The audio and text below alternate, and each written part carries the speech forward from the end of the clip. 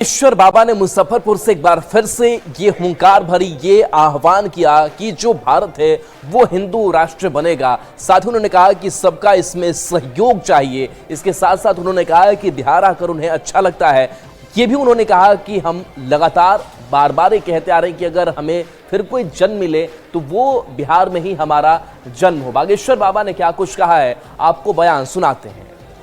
बिहार की भूमि पर जन्म लेना चाहिए,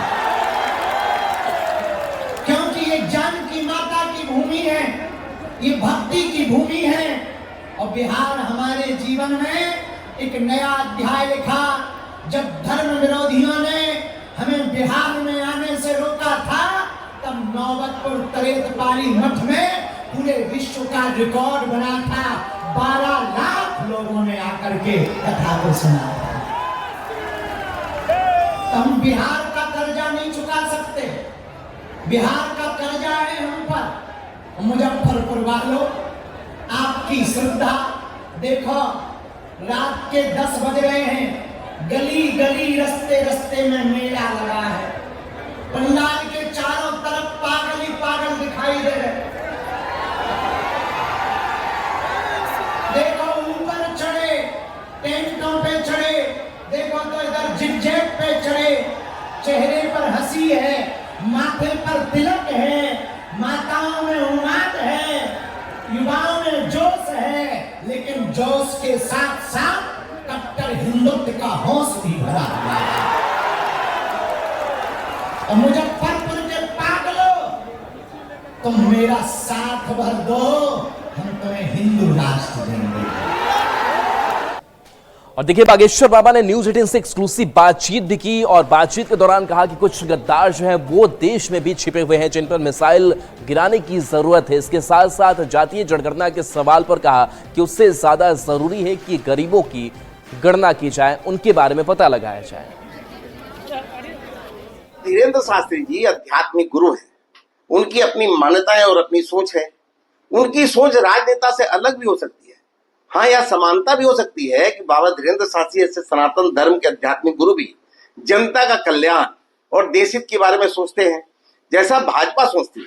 ऑपरेशन सिंदूर को लेकर पूरे देश एक मत है कि सरकार ने बिल्कुल सही निर्णय लिया और देश के सैनिकों ने अपना साहस और शौर्य दिखाते हुए आतंकी और उनके आकाओं को मुंहतोड़ जवाब दिया।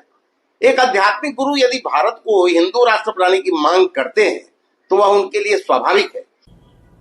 इतिहास गवाह है कि धर्म के आधार पर जो भी राष्ट्र बने हैं वहां लोकतांत्रिक अधिकारों का बिल्कुल क्षरण होता है। नेपाल तो हिंदू राष्ट्र रहा, पाकिस्तान इस्लामिक राष्ट्र है, तो क्या वहां गरीबी दूर हो गई, वहां मुफलिसी दूर हो गई, वहां बेरोजगारी दूर हो गई?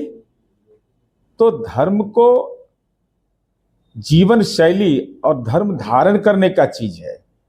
अब धार्मिक साधु संत लोग भी केंद्र सरकार के जातिगत जनगणना पर सवाल खड़ा कर रहे हैं।